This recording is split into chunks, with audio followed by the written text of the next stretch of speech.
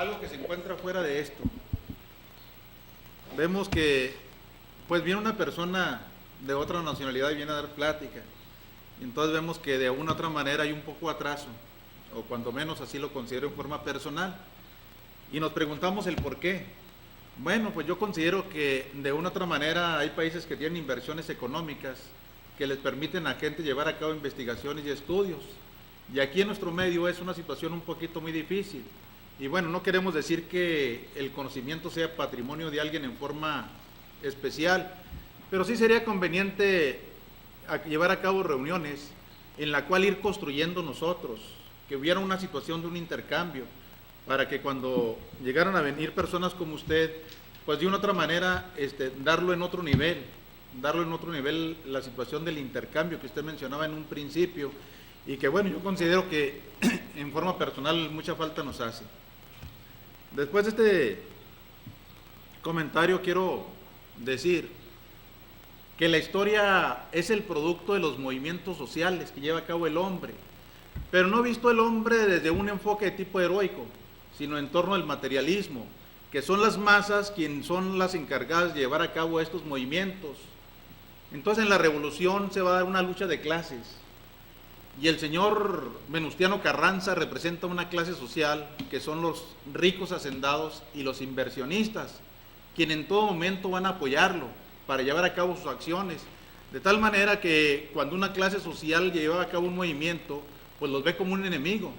Por eso a Francisco Villa no le permite que tome Zacatecas, que vaya a darle el apoyo a Pánfilo Natera, no le permite, hasta que de una otra manera rompe Francisco Villa y lleva a cabo una iniciativa por parte de él, y lo toma, se vuelve a regresar y entonces ordena a Pánfilo Natera que levante las vías del tren, porque ve un enemigo. Entonces si hubiera probablemente visto que las aspiraciones de Francisco Villa no eran llegar a la presidencia, probablemente sus relaciones hubieran sido un poquito más estrechas.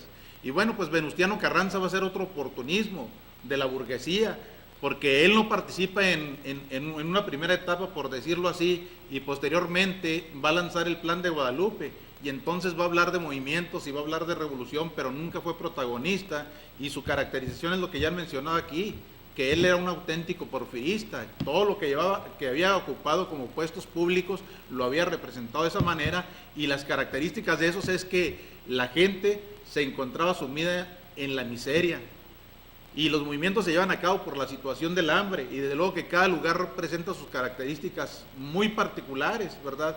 Ahorita nosotros podemos decir, bueno, ¿por qué en Chiapas, en Oaxaca, en Guerrero, en este momento hay una situación de movimiento y no se da en el norte? Porque las situaciones socioeconómicas son muy diferentes. En todos los movimientos no empiezan por las condiciones reales de tener una conciencia, o un pensamiento, una formación, sino entran por una situación del estómago, y por eso se dan a dar esas condiciones en cada uno de los estados muy particulares. Pero eso es, al fin y al cabo, lo que va a representar él. Y al llegar Madero, pues también llega y deja todo el gabinete de tipo porfirista. Entonces él pensaba que con cambiar una persona y poner a otra persona se iban a solucionar las cosas, y ahí fue su error de él, ¿verdad? La situación es que cada persona que llegan tienen que llegar con su equipo, y la marginación que se va a dar con Villa y con Zapata, que eran los que de una u otra manera hubieran ganado situaciones representativas de tipo militar, y son desplazados porque no les convenía. Y bueno, con Villa arrastró muchas situaciones porque siempre su papel fue un papel de segunda. Aquí mismo el puesto que le dieron con una persona, él era el segundo, Eulalio Herrera, Eustaquio Herrera, algo así, pero era el personaje de segunda, y la situación de su pasado siempre fue una cosa que estuvo pesando hasta las mismas declaraciones que lleva a cabo Madero en el Morning Times, al decirle que eso perteneció al pasado, lo que había llevado a cabo, y era una situación de perdonarle, y en una forma de comprometerlo a participar con él. Entonces, al llegar Venustiano Carranza, son por esas condiciones de que pertenece a un grupo social, y las mismas declaraciones que hace Francisco Villa a Álvaro Obregón, en el cual le dice que había necesidad de romper con él, y que no era conveniente en virtud de la política que estaba llevando al no permitirles que avanzaran hacia la Ciudad de México, y le dice que a toda costa, por encima de todo, era sostener la situación de la revolución. Entonces que era muy importante la presencia de Venustiano Carranza. Pero son las luchas que se van a estar dando internas, y estas son unas luchas por el poder. nomás que hay una clase preparada y hay otra clase completamente impreparada y con el desconocimiento de las situaciones más básicas por el atraso en la cual se encontraban en esos momentos.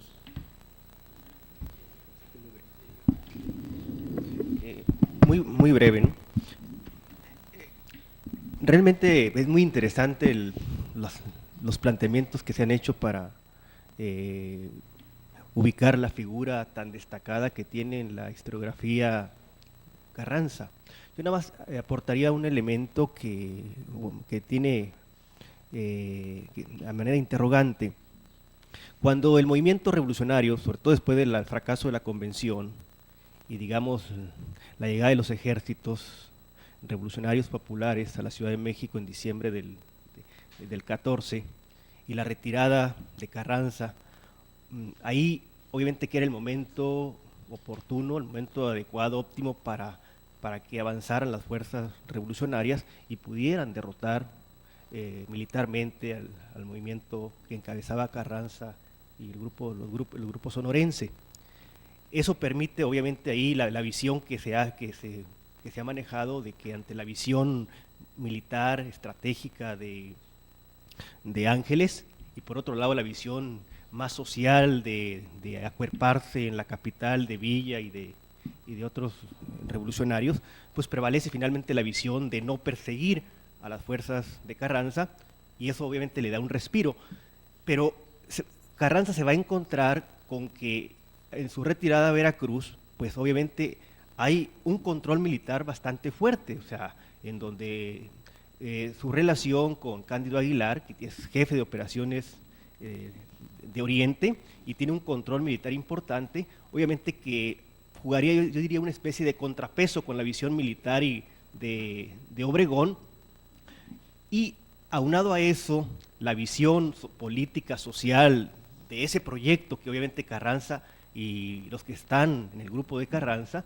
porque es una amalgama finalmente de intereses, de clases, de fracciones, en fin, o sea, la visión de Cabrera de decretar sobre la cuestión agraria del 6 de enero del 15, darle esa visión que no tenía el movimiento carrancista, la presencia militar de Cándido Aguilar, de alguna manera de tener un control en todo lo que era el Golfo y lo que significaba en la entrada de recursos y fortalecimiento para su proyecto. Y por otro lado, digamos, esa visión militar estratégica de Obregón, o sea, les va a permitir en un momento dado, pues, obviamente, reconstruirse y lanzar ya el golpe final que finalmente los lleva al triunfo digamos, del movimiento revolucionario. Entonces, yo diría que sería importante escucharlo, doctor, sobre la cuestión, digamos, de esta reconstrucción en el Golfo de México, en Veracruz, digamos, que le permite finalmente derrotar al movimiento revolucionario de Zapata y Villa.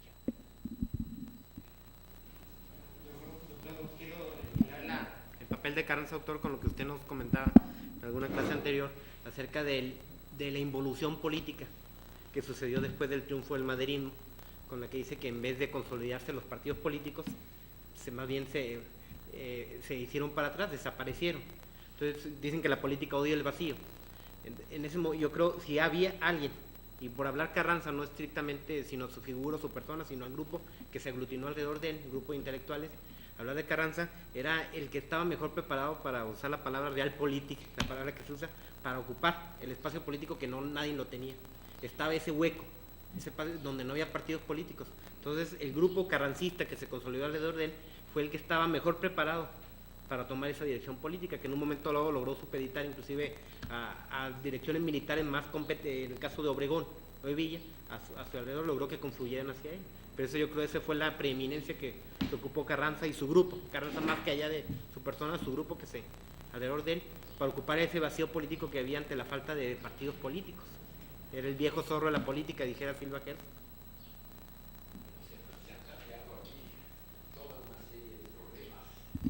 Sumamente interesantes. Yo simplemente quisiera hacer algunos comentarios y después podremos seguir adelante. Carranza era una figura, creo, sumamente interesante porque representaba una serie de contradicciones. Había sido un hacendado, había participado en la política porfirista, pero no era porfirista, era reyista. Aquí vemos la influencia del reyismo, es un factor que muy poco se ha considerado hasta ahora y que sin embargo dentro de la revolución jugó un papel muy importante, a pesar del hecho de que Reyes primero se fue, fracasó en su intento de golpe, fue matado durante la Decena Trágica, pero sin embargo el reyismo tenía ciertos aspectos ideológicos que es muy importante notar porque corresponden mucho a la ideología de Carranza. El primer aspecto del reyismo era una política más moderna de la que hizo Porfirio Díaz. Moderna, ¿qué significaba esto? Ante todo, una política de cooptación que Díaz no quiso realizar de las clases medias y aún de la clase obrera hasta cierto punto. Por ejemplo, Reyes, cuando era gobernador de Nuevo León, es el primero que hizo una ley de compensación obrera para que la gente que estuviera herida o muerta se les pagara cierta compensación. Cuando se fundó el Partido Democrático de Reyes, el grupo era el intento de Reyes de crear una alianza entre grupos disidentes de hacendados con la clase media, excluyendo a los grupos agrarios, pero sí incluyendo a la clase media en medida muy grande. Y esto, de hecho, fue la política de Carranza. Su base social habían sido los hacendados disidentes de Coahuila, y fue su candidato en 1908. Y el que no permitió que triunfara Carranza fue Porfirio Díaz.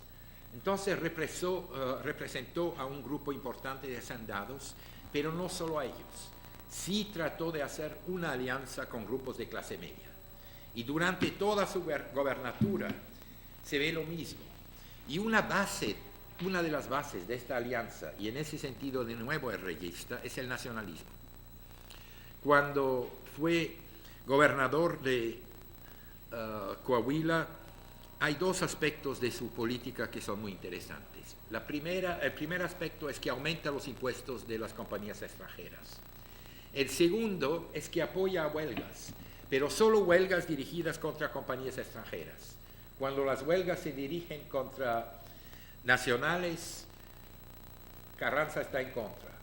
Cuando hay huelgas dirigidas contra extranjeros, está en favor. Entonces, estos dos aspectos de la política de Carranza se van a ver a lo largo de todo su régimen. Un intento de mantener a la clase de los hacendados, pero un intento de, en algún modo, cooptar, abarcar dentro de su coalición a clases medias y aún a parte de la clase obrera, pero sin ningún intento de ligarse con grupos agrarios. Esto lo rechaza enteramente. Su conflicto con Madero, creo que no solo fue cuestión de rivalidades personales. Bueno, primero, antes de esto, ¿por qué lo nombra Madero secretario de guerra? Obviamente es un problema muy difícil de explicar. En mi opinión, no solo se debe al hecho de que se habían conocido, habían sido aliados en Coahuila, aunque su alianza era limitada. Creo que lo que es más importante es que Madero tenía, por dos motivos, creo que tenía dos motivos muy diferentes de nombrar a Carranza. Lo primero era que quería que los civiles dominaran a los militares. La idea de Madero era un gobierno civil. Y, de hecho, solo había dos posibilidades un civil como Carranza hubiera podido ser otro, o un jefe militar, lo que hubiera sido Orozco. Y en Orozco no tenía confianza, no había otro jefe militar con credenciales parecidas a las de Orozco, porque Villa en aquel entonces primero era un semianalfabeta, lo que Orozco no era el jefe principal, tenía la fama de bandolero. Villa hubiera sido un miembro imposible de un gabinete de Madero. Orozco era otra cosa, era un hombre más culto, más educado, era el mejor jefe militar que produjo la revolución maderista, pero le tenía muy poca confianza. Después de todo, los militares se habían rebelado contra él, ellos hicieron, Orozco primero no le quiso obedecer para desarmar a los magonistas, hizo el ataque a Ciudad Juárez contra la voluntad de Madero. Entonces era lógico que nombrara a otra persona y tenía que nombrar un civil. Y no había muchos. Uno podía ser Abraham González, pero González necesitaba afianzarse en Chihuahua. Si hubiera tomado a González como secretario o ministro de la Defensa, probablemente Orozco hubiera controlado Chihuahua. Entonces, de hecho, de la poca gente que tenía, Carranza probablemente era uno de las mejores posibilidades. El conflicto Carranza-Madero, creo que en gran parte, cuando yo leo el conflicto, para mí indica que Carranza tenía una idea mucho mejor de la revolución de la que tenía Madero. ¿Por qué? El conflicto principal que tuvieron los dos, y que es un conflicto que existe a lo largo de toda la época maderista, es un conflicto profundo entre el Ejército Federal y los grupos todavía armados de antiguos maderistas. Para el Ejército Federal, el problema principal era eliminar a estos grupos armados y mantener su supremacía militar. Y lo vemos en todos los lugares. La detención de Villa por Huerta no es coincidencia, no es porque no le quiso Huerta a Villa, okay, seguramente aspectos personales jugaron un papel, sino quería eliminar a lo que se llamaban los contingentes irregulares, o hacerlos o dominarlos por parte del Ejército Federal. En Sonora, cuando los orozquistas entran a Sonora, se da una batalla, la batalla de la Dura, y el Ejército Federal no lucha, deja a Obregón luchar solo para que fueran decimados los contingentes orozquistas. Y en el caso de Coahuila, cuando surge la rebelión orozquista, Carranza moviliza tropas estatales bajo Pablo González, y el Ejército Federal pide el control de estos grupos. Hay una correspondencia muy aguda entre Carranza y Madero, en la cual Madero apoya la posición del Ejército Federal diciendo que deberían subordinarse al Ejército Federal, y Carranza dice que no, porque Carranza entendió muy bien la dinámica de la revolución. Si el Ejército Federal tuviera el monopolio de la fuerza, entonces se acaba la revolución. Y esto era un hecho que entendió Carranza, que no quiso entender Madero, que hasta el último momento tuvo plena confianza en el Ejército Federal. Aún durante la decena trágica, si Madero hubiera tomado una guardia de 300 exrevolucionarios que sí se encontraban en México, en vez de tenerle confianza a Blanquet, se hubiera salvado posiblemente, hubiera habido un gran zafarrancho, hubiera podido escaparse fuera del DF y meterse con antiguos revolucionarios, pero le tenía una confianza ciega al Ejército Federal, y esto no la tenía Carranza, y esto creo era el motivo principal del conflicto. ¿Hubiera querido sublevarse? Es posible.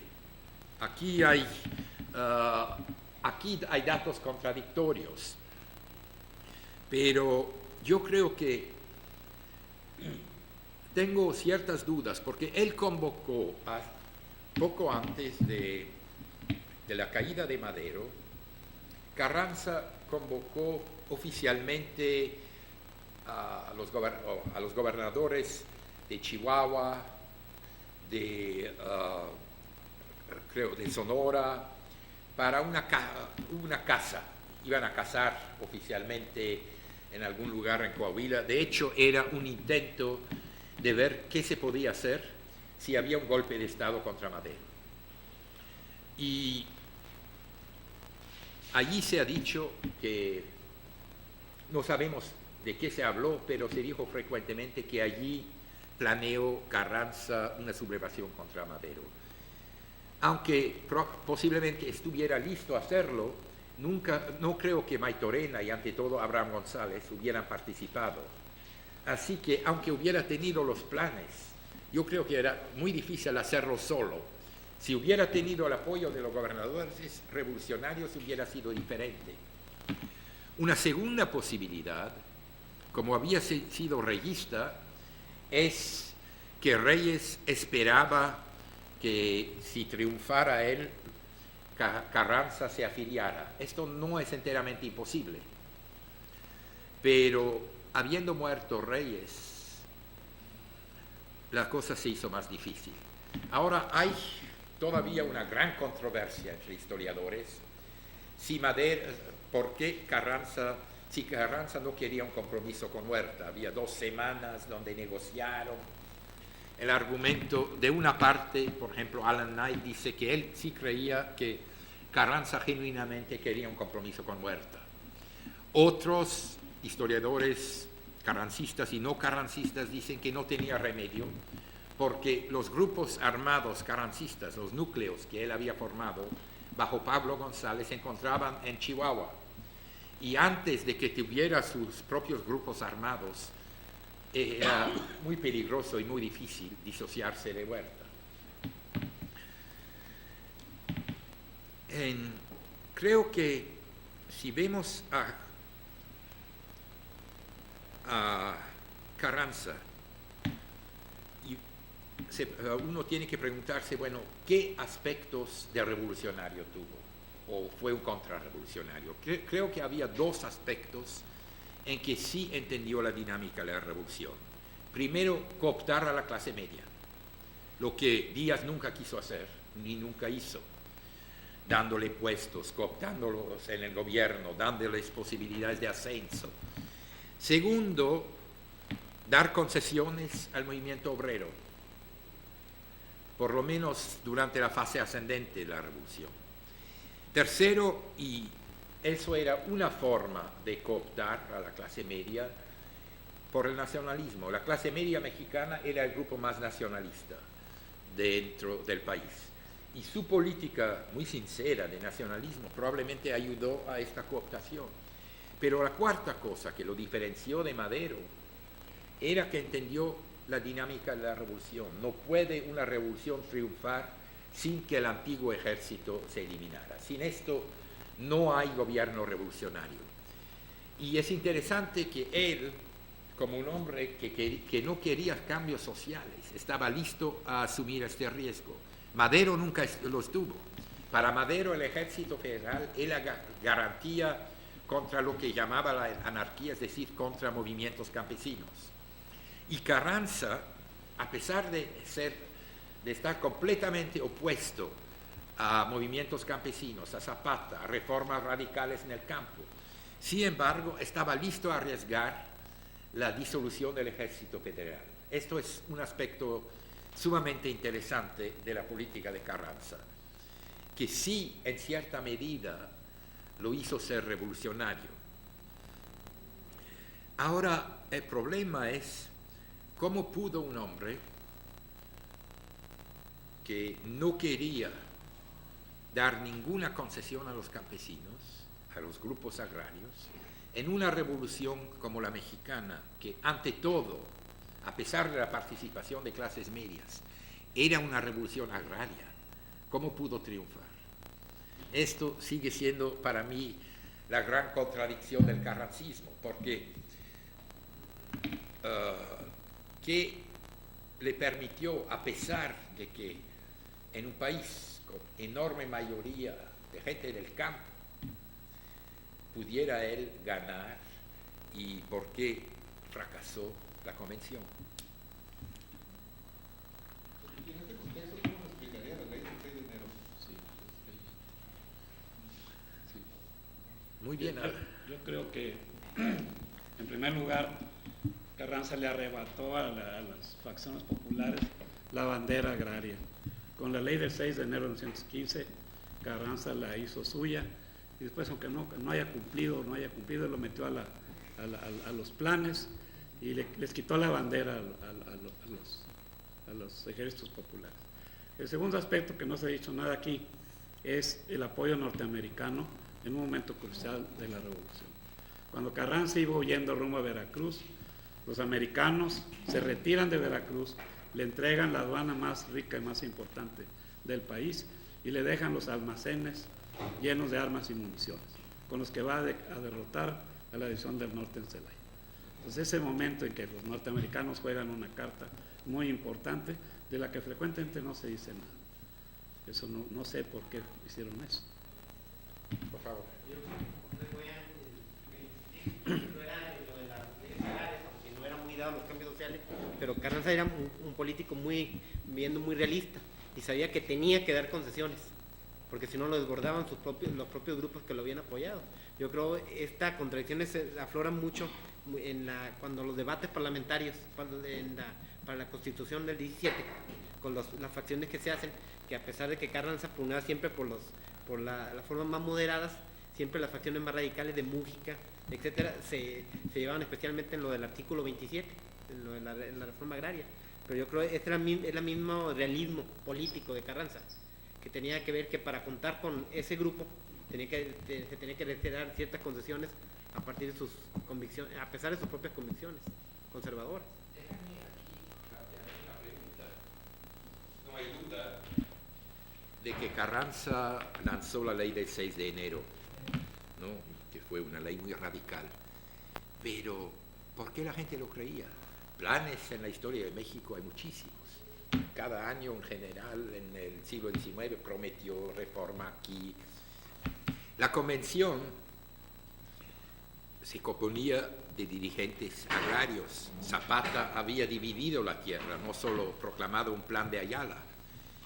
¿Por qué una simple promesa que en ningún lugar se había cumplido significaría que la gente del campo se aliara con Carranza? ¿Qué credenciales tenía para que la gente lo creyera? Es decir, leyes son muy fáciles de hacer.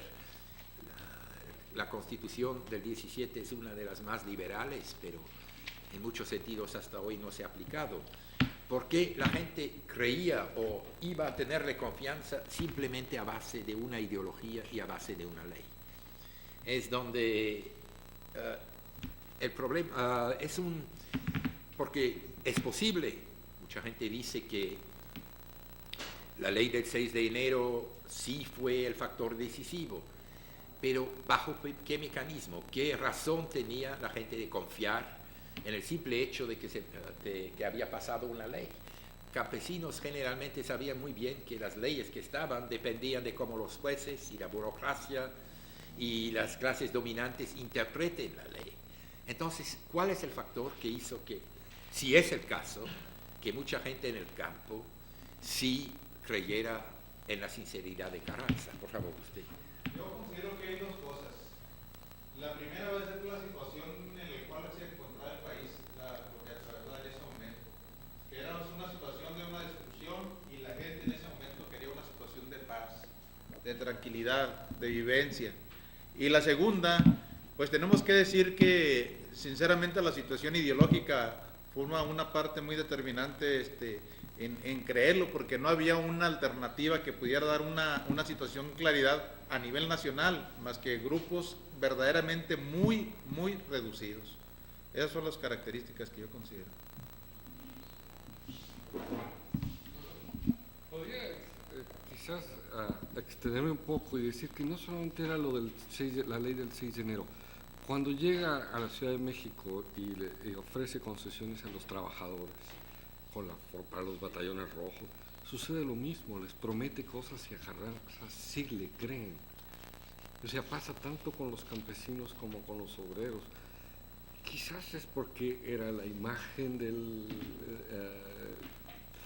hombre ilustrado de clase media alta sobre la cual seguía teniendo un fuerte componente cultural.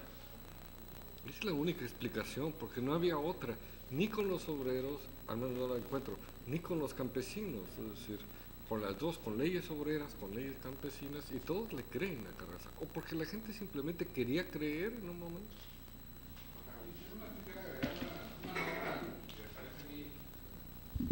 Distintiva de Carranza y que lo hace pues a su favor, ¿no? Es decir, una característica que es muy importante, que yo creo que no tenían los demás revolucionarios. Carranza es el más estadista de todos ellos, yo creo.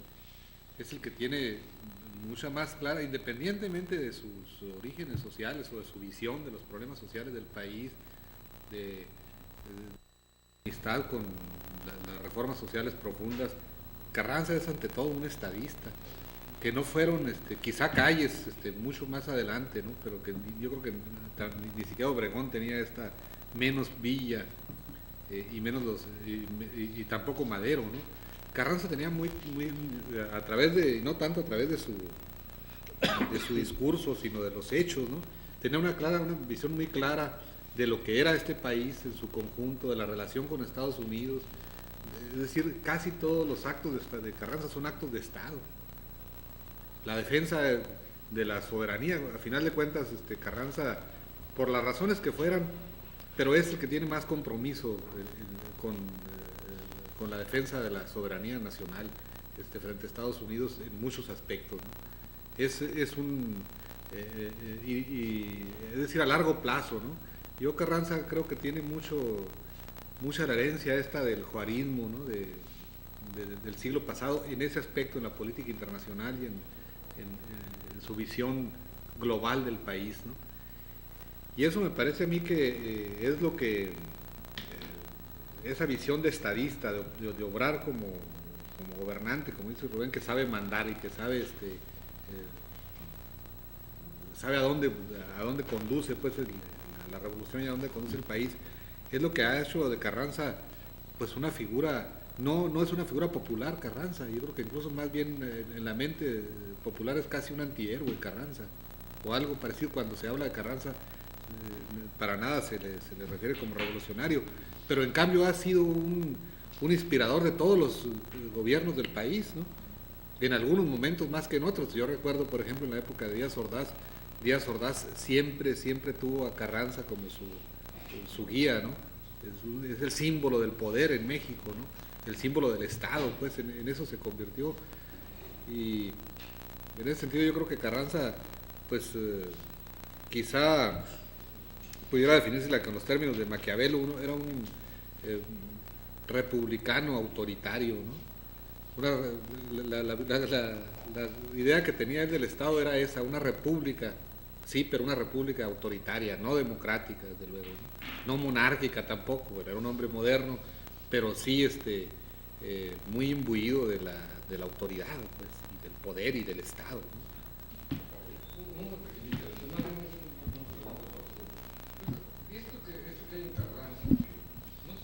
Presenta a veces en otras revoluciones, o algún otro ejemplo, de algunos personajes que parecen ser como de plastilina, que parece ser que el pueblo los puede moldear muy a su gusto, encuentran en él lo que buscan, se lo adjudican. Estos personajes que no hablan, no dicen nada, no muestran ninguna emoción, y de repente las masas ven en ellos lo que quieren ver.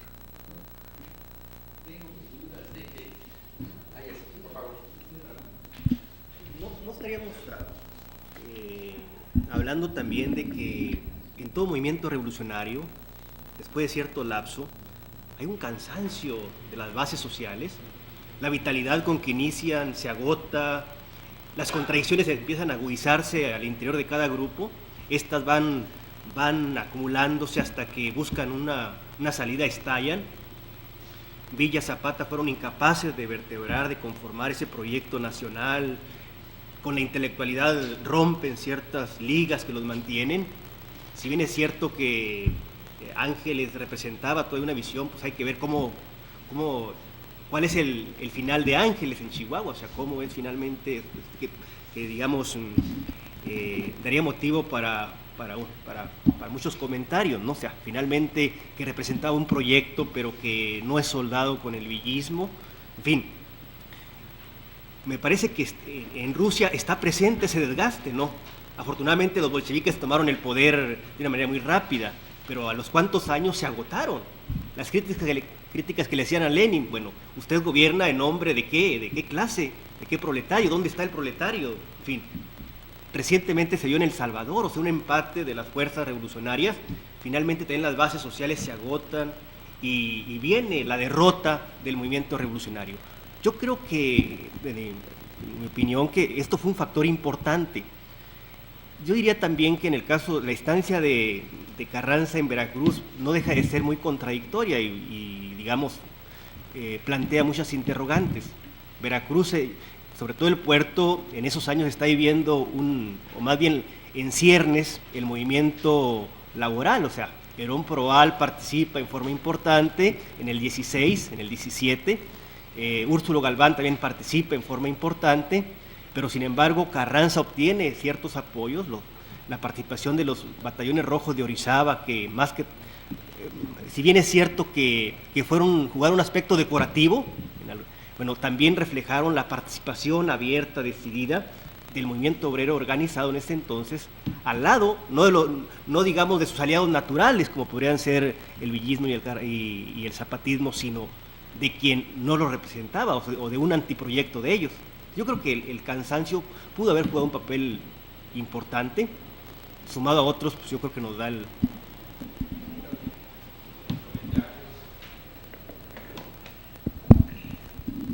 Creo que aquí hay toda una serie de factores y creo que se mencionaron muchos de ellos. Creo que la autoridad de Carranza cambia en diferentes periodos. En 1913 es el dirigente de la revolución por el simple hecho de omisión. Es el oficial más alto del gobierno, un gobernador elegido que se proclama revolucionario. Maytorena huye de Sonora, Abraham González lo asesinan. Si Abraham González hubiera vivido, él hubiera sido el dirigente y probablemente la revolución hubiera tomado otro giro. Era un hombre relativamente desconocido fuera de Coahuila y su problema era cómo afianzarse en el poder siendo un hombre que, en contraste con Madero, por ejemplo, que antes que había hecho viajes por todo el país, era conocido en todo México por su campaña política, a Carranza fuera de Coahuila nadie lo conocía, no era político nacional.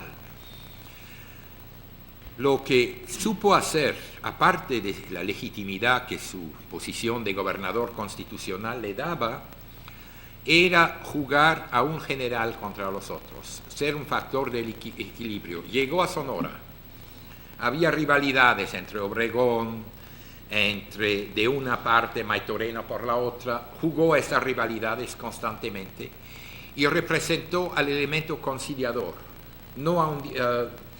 al elemento conciliador, o mejor dicho, al que establecía el equilibrio. Ninguno quería que el otro triunfara y él se jugaba el uno contra el otro. En ese sentido era un porfirista. Es lo que Díaz hizo. Díaz tomó el poder en 1876 y desde que tomó el poder jugó a un grupo en el poder en contra del otro, constantemente. Y en ese sentido Carranza siguió la táctica de Porfirio Díaz con mucho éxito. Aprovechando para sí las rivalidades de los jefes revolucionarios, cada uno de los cuales tenía un poderío independiente y cada uno de los cuales no quería que el otro triunfara. eso no solo entre Villa y Obregón, pero siendo derrotado Villa entre Obregón y Pablo González, cada uno de los cuales tenía contingentes militares propios. Eso fue un factor. Se ganó a los campesinos con la declaración del 6 de enero. Yo creo que por la ley sola no había razón de creerlo. Pero una cosa se hizo que era muy inteligente. La ley no solo proclamaba que algún día iban a obtener la tierra, él nunca la distribuyó, pero sí instituyó comisiones, es decir, elecciones dentro de cada pueblo. Se debía constituir una junta agraria, el pueblo iba a reunirse, se iban a delimitar las tierras, se hablaba de los agrarios. Eso sí pasó. La ley del 6 de enero causó cierta movilización en el campo. Después, cuando la gente ya planteaba sus demandas, Carranza las rechazó casi todas. Pero al principio, por la movilización que hubo en los pueblos, especialmente en los estados donde no había habido rebelión campesina. En todas las regiones donde hubo rebelión campesina, Carranza no ganó. El segundo aspecto agrario, donde sí Carranza era absolutamente honesto y donde obtuvo tremendo apoyo, era en el sureste, porque los carrancistas sí abolieron el peonaje. En Jesús Agustín Castro en Chiapas, Alvarado en Yucatán, Mújica en Tabasco, decretaron el fin del peonaje por deudas, el cancelamiento de las deudas. Y por ejemplo, en Yucatán, los carrancistas se ganaron verdadera simpatía popular por esa abolición del peonaje. En ese sentido, en el sureste, Carranza sí obtuvo una verdadera base popular. Y obviamente, como dijo el doctor Orozco, sí tenía una concepción nacional del Estado. Y aquí juega un papel muy importante y muy contradictoria la relación, el problema que el doctor Osorio aquí presentó, el problema del papel de los norteamericanos. Un papel al principio muy misterioso. Parecen haber apoyado a todas las facciones y haberse opuesto a todas las facciones. Al principio había simpatía por Madero, después lo derrocaron, pusieron a Huerta en el poder, se opusieron a Huerta, ayudaron a Villa, se opusieron a Villa, ayudaron a Carranza, se opusieron a Carranza. Entonces, una política contradictoria, muy difícil de explicar. Y dentro de este marco y estas relaciones con Estados Unidos tuvieron un enorme papel en ver quién triunfara en México. Y creo que quiero hacer una pequeña pausa de 5 minutos para tomar café y después examinar tanto la política norteamericana como las relaciones complejas de los Estados Unidos con las facciones revolucionarias.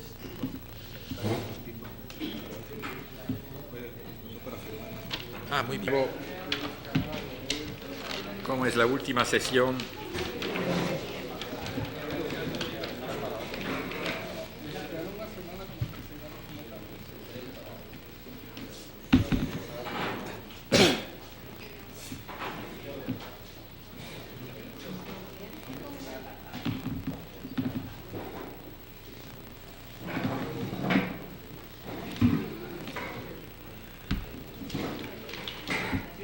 antes de ver a las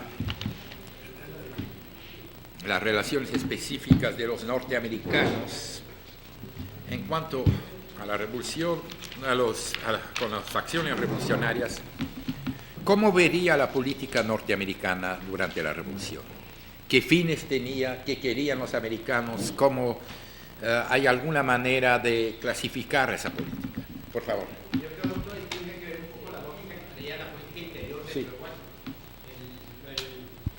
Los problemas de la Primera Guerra Mundial, las tendencias aislacionistas, el papel del presidente Woodrow Wilson. Entonces había que entender, para entender cómo fue la política hacia México, cuál era la política hacia adentro de Washington con toda una serie de contradicciones que traía entre mismo. Entonces había que hacer un análisis de lo que estaba sucediendo en Washington hacia adentro, para entender, por ejemplo, cómo Wilson tuvo primero ese campo de trabajo y después se le cortó, inclusive el embajador. ¿Perdón? Sí, Lane Wilson y no el presidente Woodrow Wilson. Que por cierto, podríamos decir de Wilson una figura en cierta manera muy similar a Madero, por el idealismo y... Habla ahora del presidente. Sí, hablando del presidente Wilson, sí.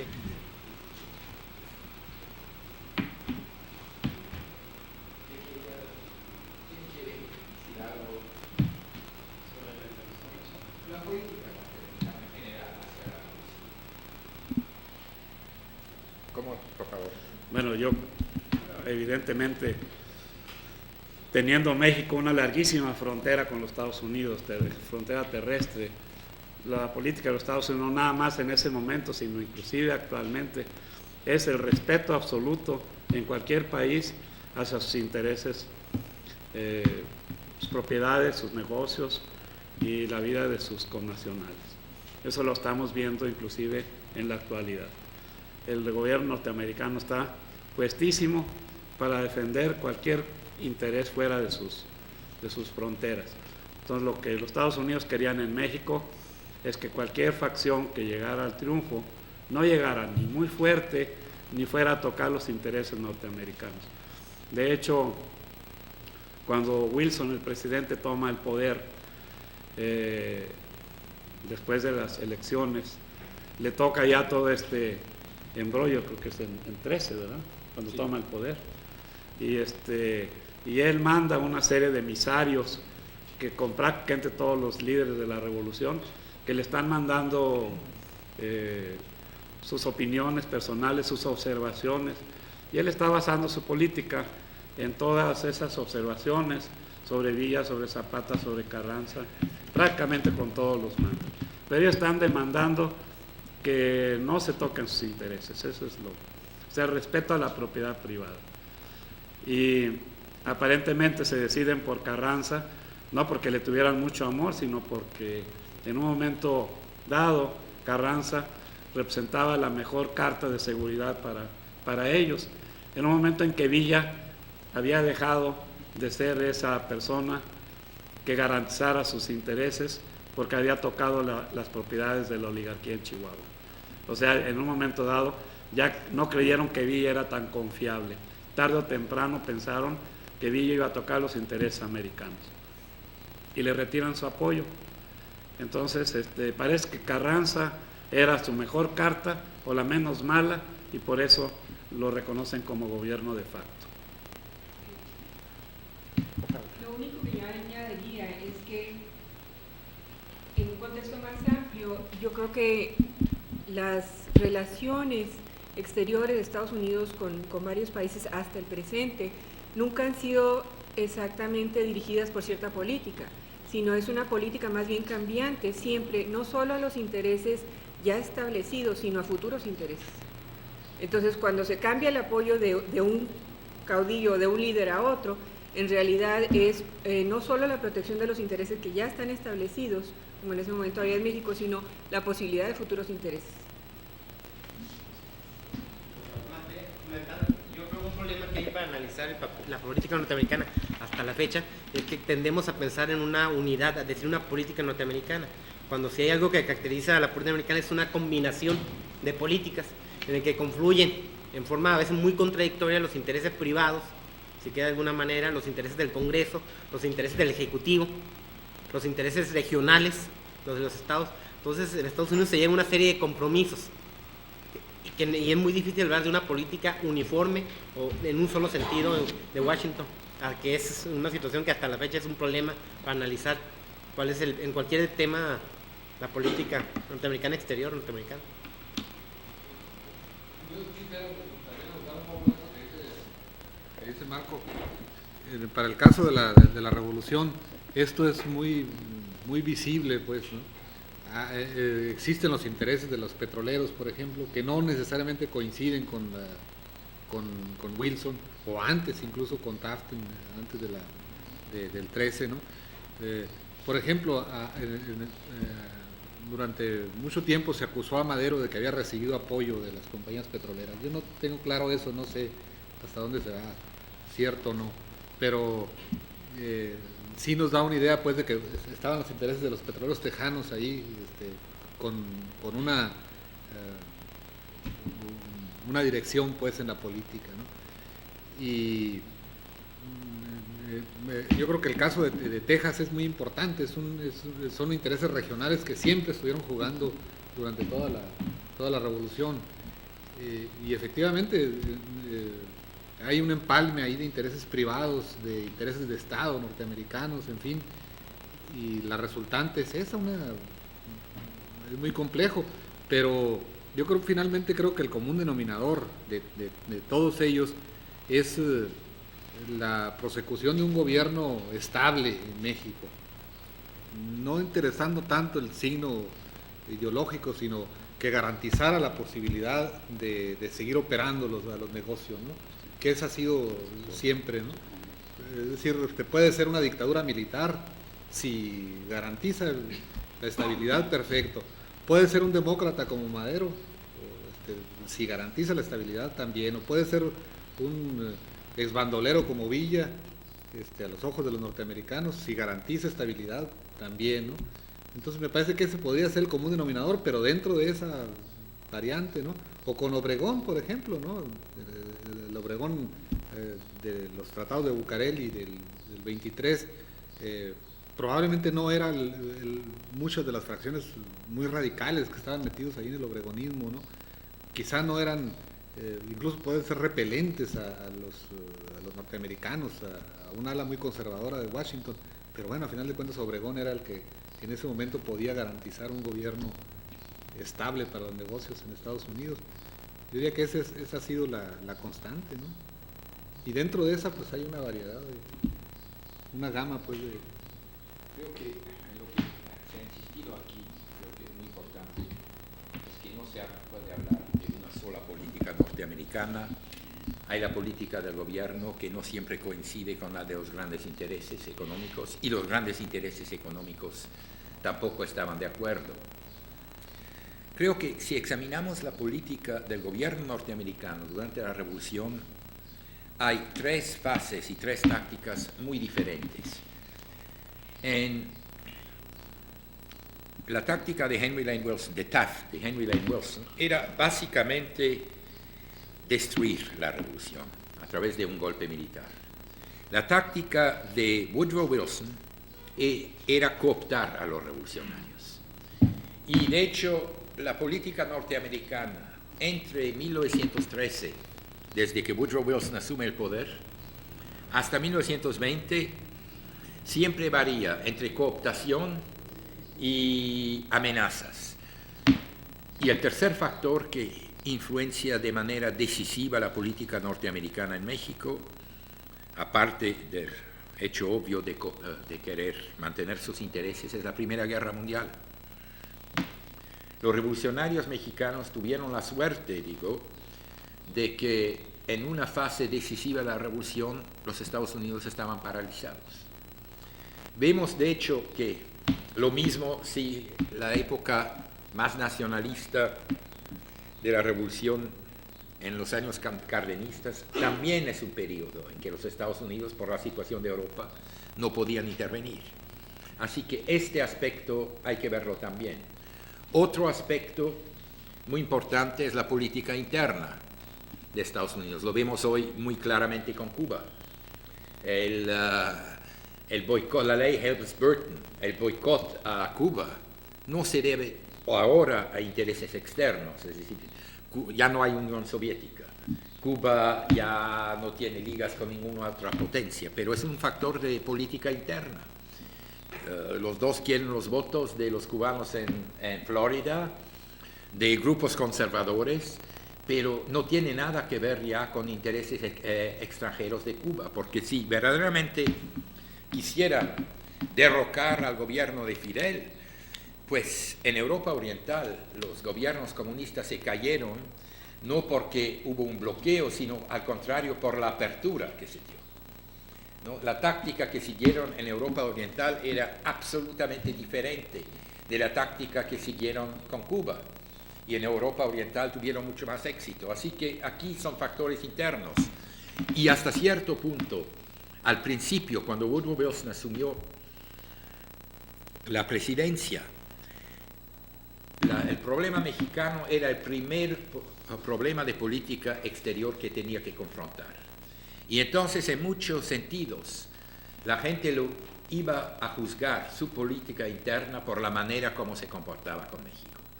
Así que también allí el factor de política interna, demostrar que era diferente de los republicanos, era un factor importante. Otro factor constante de la política norteamericana, siempre, y esto se ve también en México, los americanos entendieron también, como Carranza lo hizo, en toda la historia de sus relaciones con América Latina, que la mejor garantía de que no hubiera un cambio radical es mantener al viejo ejército. Y vemos aún cuando estalla la revolución, lo primero que Woodrow Wilson quiere hacer es un acuerdo con Huerta. Huerta va a permitir elecciones libres, él mismo no va a ser candidato.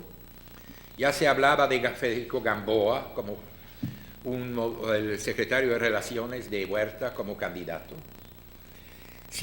Y Wilson dijo claramente a Carranza, si gana Gamboa las elecciones, nosotros lo apoyamos. Y cuando parecía que Huerta iba a renunciar o simplemente a ser jefe del ejército y permitir una elección con Gamboa como candidato principal, Wilson ya estaba de acuerdo. Si hubiera ganado Gamboa, y con el sistema político que en aquel entonces existía, hubiera ganado, los Estados Unidos hubieran mantenido al viejo ejército.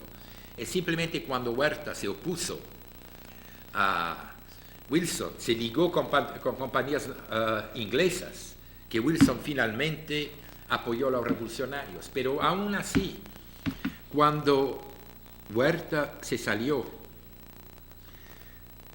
de México y estuvo aquí Carvajal de presidente interino, la política norteamericana era crear una coalición entre el grupo de Carvajal y los revolucionarios y mantener de esa manera al ejército federal, por lo menos en parte. Vemos la misma política cuando Carter finalmente tuvo que reconocer a la revolución en Nicaragua. El compromiso que él quería era una mezcla de la Guardia Nacional de Somoza con los sandinistas. Así que este aspecto de la política norteamericana, mantener en la mayor medida posible el antiguo aparato de Estado, era muy importante. Una segunda característica de la política norteamericana de los años 13 y 14, pero ya no más allá de esto, era impedir el triunfo de una sola facción. En 13 y 14 querían un equilibrio de facciones. Y creo que esto explica el papel doble de los americanos. Apoyaron a Villa, pero también apoyaron a Carranza. Cuando dieron Veracruz a Carranza, no creo que esto fuera un apoyo completo. En aquel entonces no estaban en favor de Carranza. Lo que querían es que ninguna facción triunfara, que hubiera un gobierno de diferentes facciones, donde los Estados Unidos podrían ejercer presiones, utilizando a una facción contra otra. Porque es interesante que si por una parte apoyaron a Carranza, cuando en 1915 Villa acaso estuvo vencido, y la única forma que tenía de obtener recursos era vendiendo carne a Estados Unidos, los responsables de la salud pública en Texas dijeron: la carne mexicana no es buena, no la podemos importar. Y entonces el gobierno norteamericano hizo que una ley especial, se mandaron inspectores sanitarios a México para que Villa pudiera mandar carne a Estados Unidos. Y el secretario Lansing escribió: para nosotros lo más importante es que no triunfe una facción en México. Pero a medida que iba desarrollándose la guerra mundial, cambió la actitud. Ahora lo más importante era tener un país estable para que todos los esfuerzos norteamericanos se pudieran concentrar en la lucha contra Alemania. Y en ese momento la estabilidad fue lo más importante. En ese momento apoyaron a Carranza, y aun cuando Carranza se hizo anti-norteamericano, apoyó a los alemanes, el gobierno norteamericano dijo: lo más importante no es hacer nada contra Carranza hasta que termine la guerra con Alemania. Mantener a México tranquilo era lo más esencial. Y complots de los petroleros para derrocar a Carranza en 17 y 18 fueron rechazados por el gobierno norteamericano. Y en eso tenían el apoyo de los grandes bancos norteamericanos. Morgan, por ejemplo, toda su fortuna estaba empeñada en empréstitos a Inglaterra. Si se derrumbaría Inglaterra, los grandes bancos norteamericanos estarían arruinados. Y estos bancos eran mucho más influyentes que los petroleros que tenían inversiones en México.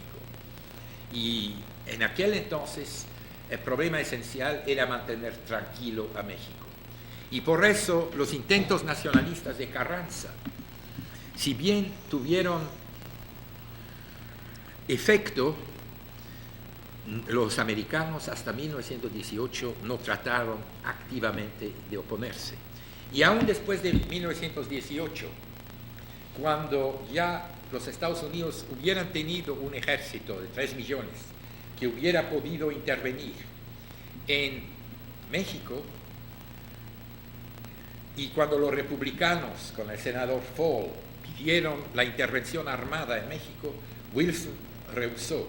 Y esto no solo por idealismo, simpatía a México, quién sabe cuánto había, pero hay que ver otro aspecto de la Primera Guerra Mundial. La Primera Guerra Mundial convirtió a Estados Unidos en potencia mundial, lo que nunca fue antes. En 1918 y 19, los americanos mandaron tropas a Rusia. Tuvieron un impacto muy fuerte en el Tratado de Paz de Versalles. Los alemanes tuvieron que pagar enormes sumas a los americanos. Y para Wilson, intervenir en México hubiera significado que los Estados Unidos hubieran rechazado su papel de potencia mundial, que por primera vez asumieron después de 1918. Siempre hubo en la política norteamericana ese conflicto entre intervenir acá y ser una potencia muy fuerte en el resto del mundo.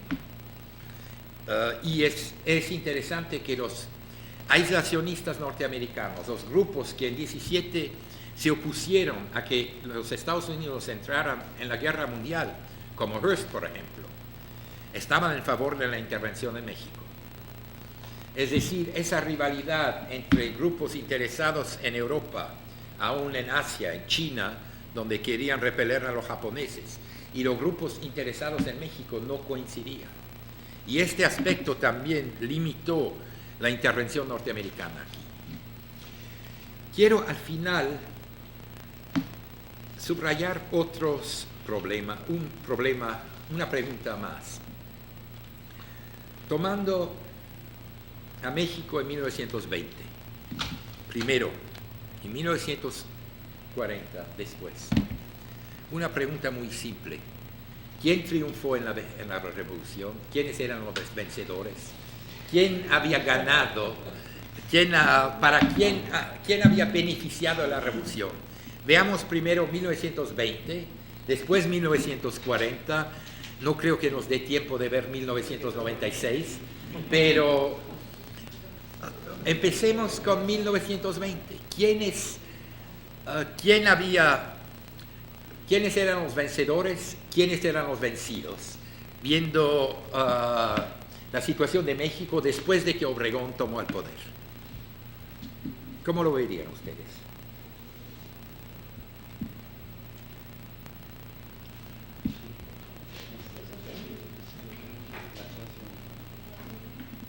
Bueno, yo siento que para 1920 hay aparentemente hay un grupo de gentes que intervinieron en la revolución que viene a representar a esas clases que emergen con los intentos modernizadores del porfiriato. Son clases emergentes que van emergiendo a finales del porfiriato. No son las que emergieron y que consolidaron y que construyeron ese régimen porfirista, sino son las que son creadas con este nuevo impulso modernizador de 1900 en adelante. De alguna manera, estas clases pues no van a, si bien son emergentes, no van a tratar de destruir por completo ese antiguo aparato porfiriano, sobre todo el sistema económico, y tienen que controlar, tienen que imponerse como tarea una serie de alianzas con todos estos grupos sociales que tienen una participación muy activa en el conflicto. Es por eso que bueno, ya desde Obregón se dan todas estas alianzas con grupos obreros, grupos campesinos en distinta manera, dependiendo de las condiciones, y empezar a tratar de aglutinar a todos estos a estas otras nuevas clases que emergen a partir de la revolución. ¿Quién va? Por favor. Una vez triunfante este conjunto de fracciones, en donde los sonorenses, siguiendo un poco la visión de Aguilar Camín, ya habían tenido su experiencia a nivel estatal en Sonora, ¿no? Sobre todo de gobierno, a nivel de identidad, va a ser la reconstrucción del Estado Nacional, o sea, es la tarea del grupo en el poder. Y, digamos, conjugan una serie de grupos de personas, por ejemplo, toda la cuestión bancaria, la ley bancaria de los 20, de los principios de los 20, la van a elaborar Macedo y Krill, entre otros, ¿no? O sea, que habían sido del grupo de los científicos. O sea, la tarea era simplemente aprovechar la experiencia, ¿sí?, su conocimiento, para incorporarlos en la tarea de reconstrucción del Estado. Hay un discurso muy importante de Obregón el 5 de diciembre del 20 ante industriales, comerciantes tapatíos, en donde se puede decir que esboza el programa de gobierno. Podríamos etiquetarlo así, definirlo como bonapartista, o sea, el Estado por encima de los conflictos, de las clases, de las fracciones, de los sectores sociales.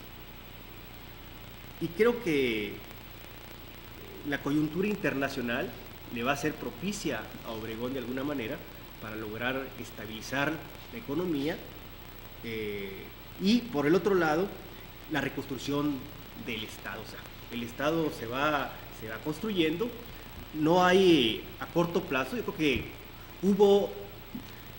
si uno ve cómo terminan los tres sonorenses que llegan al poder, o sea, de la Huerta, Obregón, Calles, o sea,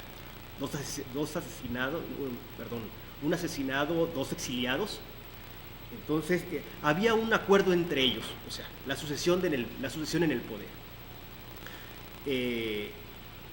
Y la habilidad estratégica nuevamente militar de Obregón, o sea, ¿cómo es posible que a 3 años del poder, ante la rebelión de la huertista de diciembre del 23, y se dice que más del 60% del ejército en su contra, se apoya en el movimiento campesino fundamentalmente? Es un movimiento campesino armado, que en algunas regiones está armado, y permite derrotar a los que se han rebelado, y bueno, permite también la sucesión, una sucesión relativamente tranquila, y esos años son decisivos para la reconstrucción del Estado. O sea, una estabilidad, hay que entenderlo, que finalmente la sucesión se definía por pactos, pero también por la presencia y la fuerza de las armas.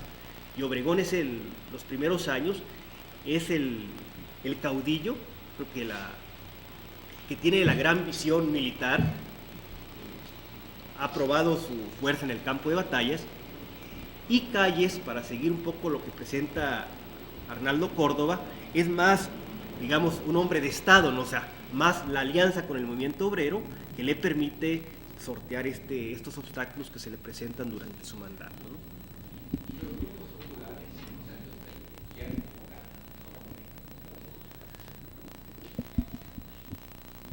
Por favor.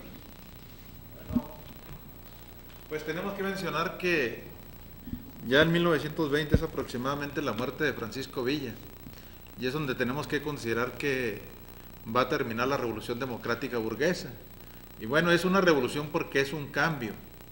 Es democrática porque el pueblo participa en ella.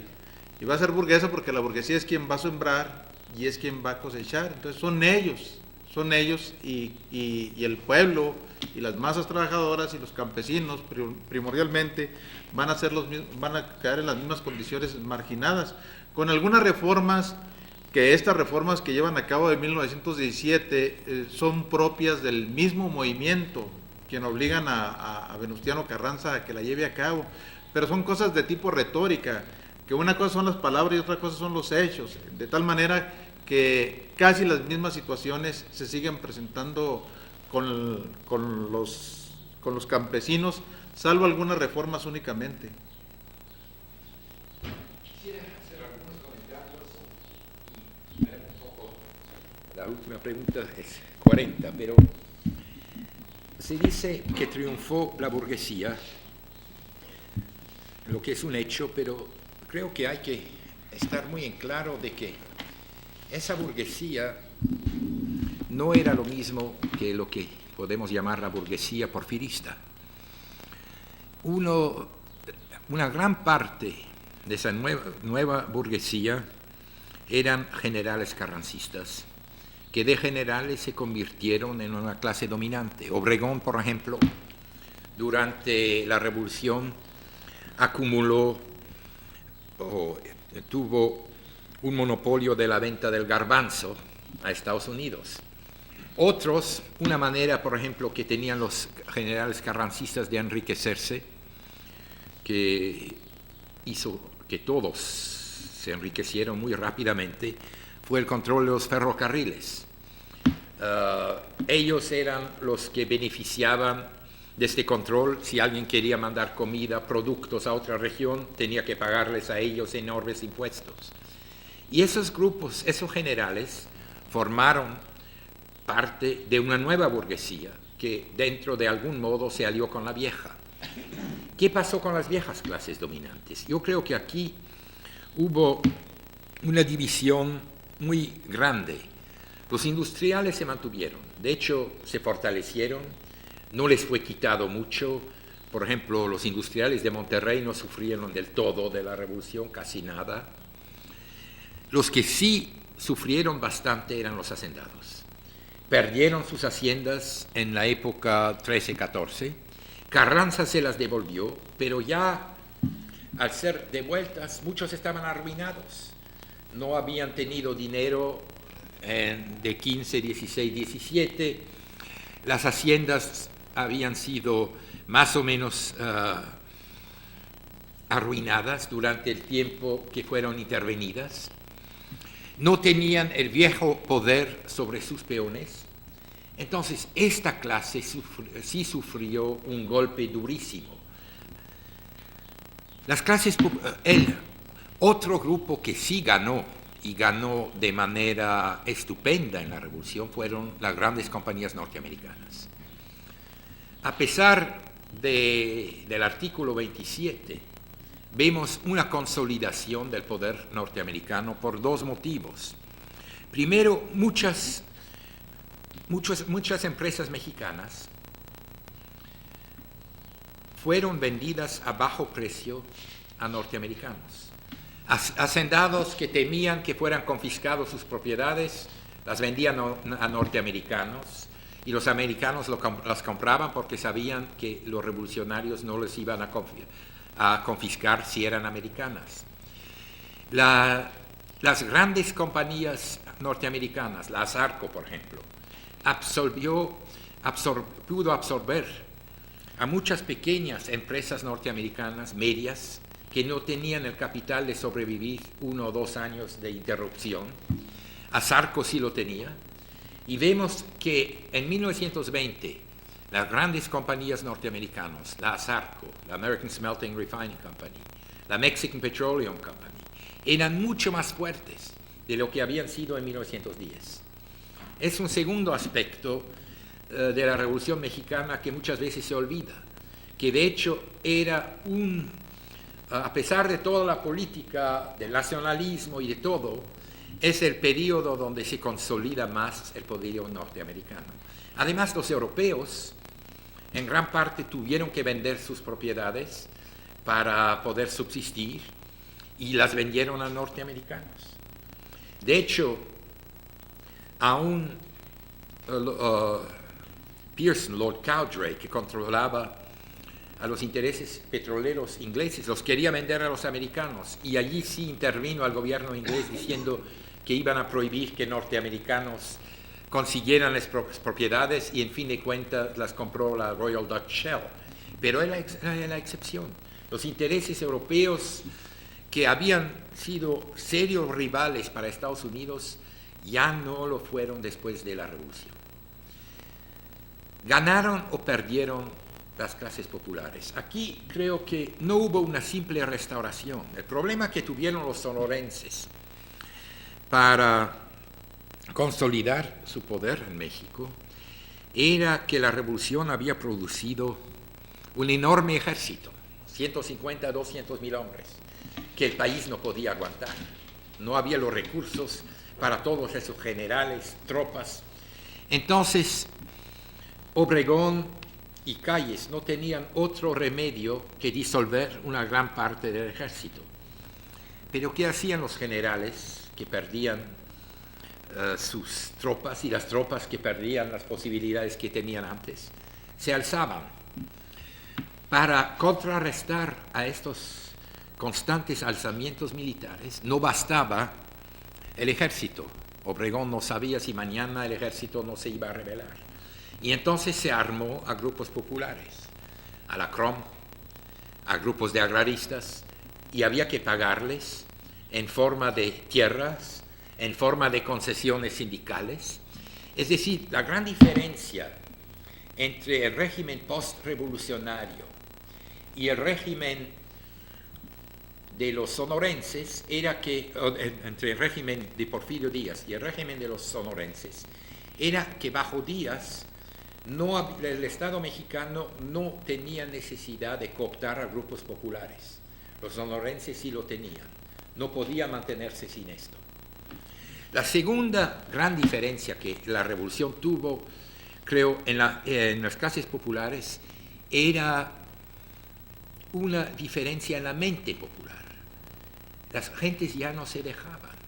Aunque, digamos, el aspecto del cansancio que usted mencionó, que no tuvimos tiempo de analizar, que era un aspecto muy fuerte en la derrota de los grupos populares de Villa, de Zapata, el cansancio, sin embargo, no significó que la gente había vuelto a la mentalidad del porfiriato, donde se saludaba al señor hacendado. Habían luchado, habían tenido las armas en la mano, y no era la misma mentalidad, y lo vemos por la cantidad de movimientos agrarios aún espontáneos, no dirigidos por el gobierno, que surgen en los años 20 y en los años 30. Es decir, hubo un cambio de mentalidad, tanto entre obreros como en el campo, que explica mucho de los cambios que se dieron. Y esto era muy difícil eliminarlo. Cuando millares de gente habían luchado y habían triunfado, ¿no? Aquí en Chihuahua, por ejemplo, en 1920, Villa ya es un factor, hace la paz, se retira Canutillo. El primer gobernador, Enríquez, era el hombre que había devuelto la tierra a los antiguos hacendados. Quería un acuerdo con los Terrazas de vender las tierras de los Terrazas a una compañía norteamericana de McWatters. Hay una protesta tremenda aquí, y en fin de cuentas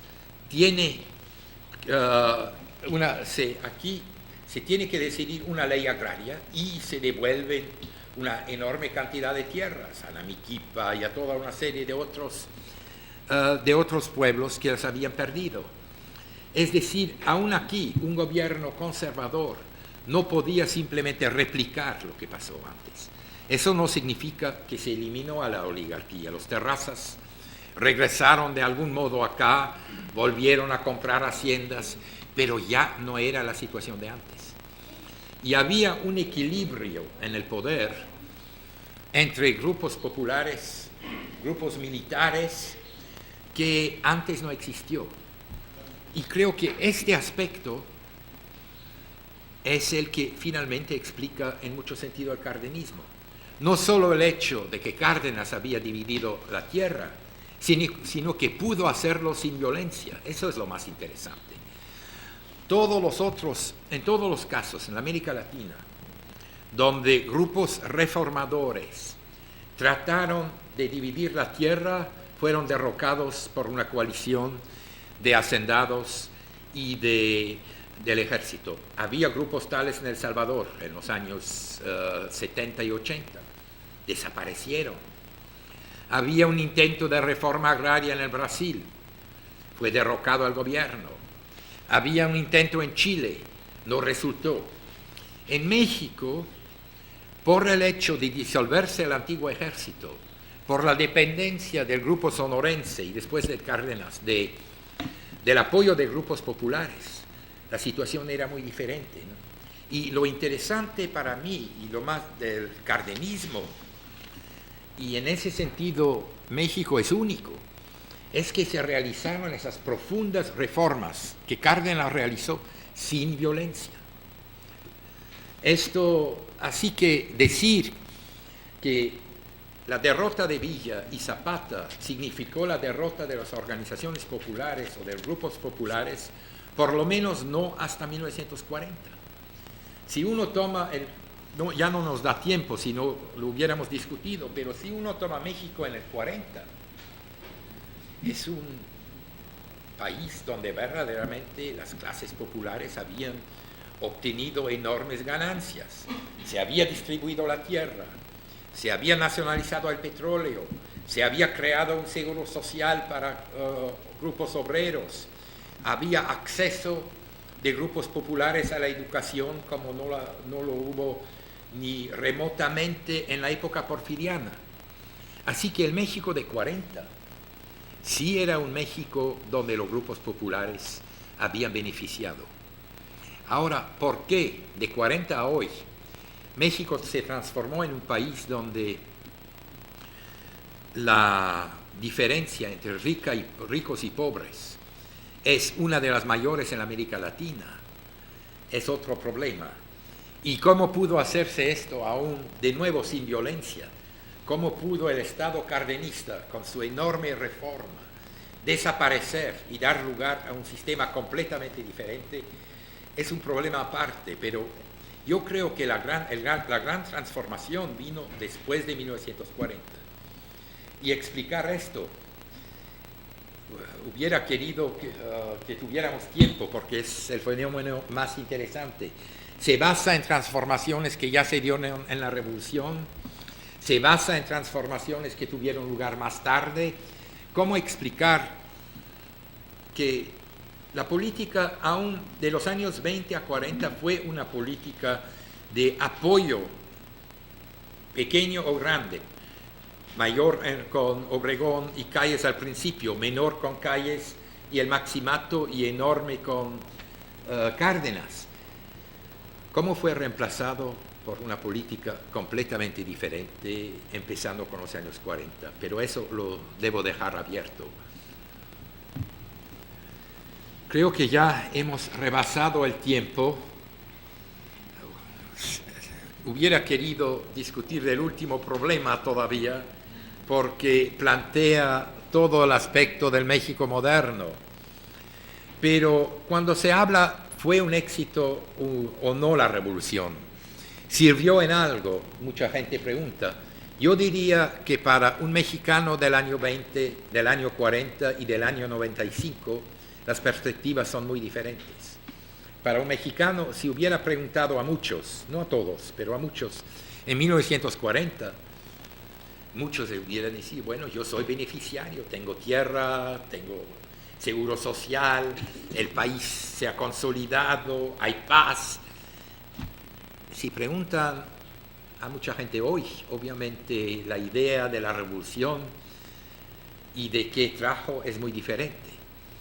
Y el problema es, el sistema actual es producto de la revolución, es producto de una tendencia antirrevolucionaria que se dio después de 1940. Esas son preguntas que habría que plantear en otro seminario. Bueno. Los 6 meses. Sí. Muchas gracias por su participación. Voy a firmar todas las constancias, por favor. Bueno, no es factible en una sesión terminar, ¿verdad? Yo creo que aquí hay que abrir un compás de espera para tratar sobre todo esta última parte que usted mencionaba. Pero sí es conveniente ver que en ocasiones se menosprecia el Estado, cuando el Estado es muy inteligente, el Estado dando concesiones para seguir teniendo ese control. Y lo otro, pues que tengo que mencionarle a usted, el compañero Víctor Orozco, que estuvo en la coordinación, es que en una ocasión el rector mencionó que iba a haber un curso de una materia, ¿verdad? No una situación de un seminario. Yo sí quisiera que de alguna otra manera se constituyera esto en una situación un poquito más formal, ¿verdad? Donde hubiera la posibilidad de asistir a alguna gente que estamos interesados en podernos capacitar un poquito mejor. Entonces lo que considero es que hay que darle forma y que no sea nomás que en un año se vaya a venir una semana y con eso sea suficiente. Por eso mencionaba que indiscutiblemente hay que ir construyendo nosotros para cuando ya se tenga la oportunidad ir avanzando al respecto y tratar las cosas con un poquito más de profundidad y con conocimiento sobre todo, es decir, qué es lo que vamos a tratar, cuáles son las fuentes de documentación, acudir a ellas para venir aquí en este momento a tratar nuestros puntos de vista y nuestras propias interpretaciones. Bien, pues sí, vamos a recoger esa idea, Guillermo. Estamos en esta misma dirección. Pues yo con esto solamente quisiera pues, agradecerle una vez más al doctor Caso presente en la universidad. Yo creo que la Universidad de Ciudad Juárez le debe muchísimo al doctor Caso. Desde luego no solo la universidad, en especial el estado de Chihuahua, creo que ha contribuido enormemente a reconstruir nuestro pasado histórico y bueno, estamos en espera de esa gran obra que ya nos hemos enterado, ya está en proceso de edición, tanto se va a publicar simultáneamente en Estados Unidos y en México sobre Francisco Villa y su época, como la otra gran obra que nos entregó el doctor Katz hace unos años, La Guerra Secreta en México.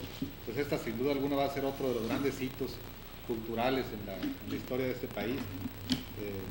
Pues muchísimas gracias, doctor Katz, por su generosidad, por haber venido a la universidad sin ningún interés más que coadyuvar, como lo ha hecho siempre, con nuestros trabajos de historia y de conocimiento de nuestro pasado. Y pues con esto concluimos este seminario tan exitoso. La cátedra internacional que dirige el doctor Katz aquí en la Universidad de Ciudad Juárez va a continuar. De hecho, esta fue la inauguración de la cátedra y posteriormente habrá otros cursos con otros intelectuales, historiadores, o no necesariamente de historia, que invitará el propio doctor Katz, quien es el director de esta cátedra y a la que naturalmente pues están ustedes también invitados a integrarse en los futuros eventos de esta cátedra que pues enaltece sin duda alguna a la Universidad de Ciudad Juárez. Y bueno, pues vamos a entregarles en estos momentos los diplomas a los asistentes, ¿no? Si gusta entregarlos a usted, pues, si gusta entregárselos. Acá está la última, esta es la mía que no venía antes, la pusieron ahí.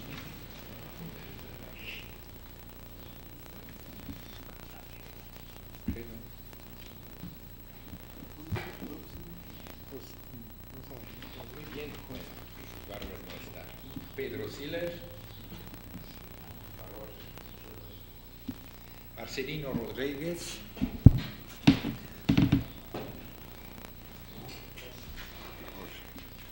Rubén Osorio Baez, Carlota Amelia Molinar,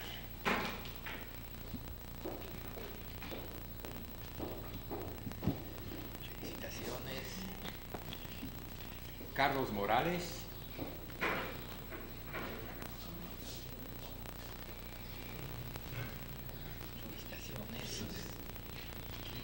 Andrés Martínez Ortiz.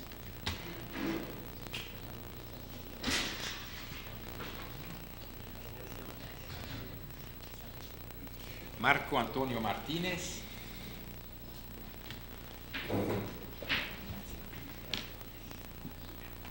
Arturo Márquez Alameda.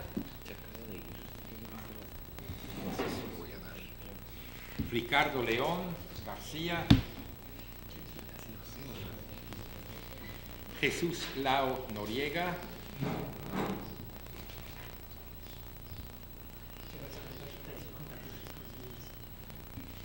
Marta B. Granados.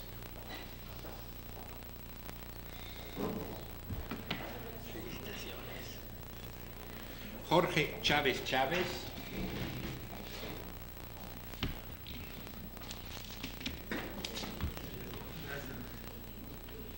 Esther Chávez Cano.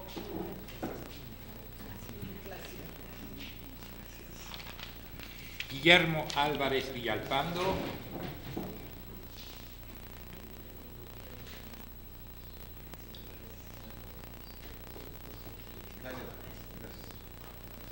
Sandra Bustillos Durán.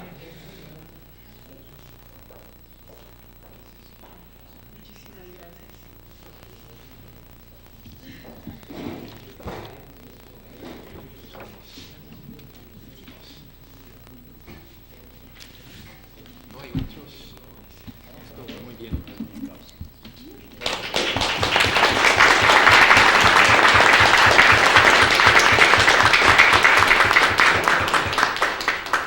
Muchas gracias por su participación. Creo que he aprendido mucho en estas discusiones y para mí fueron sumamente interesantes y útiles. Y muchas gracias por su participación.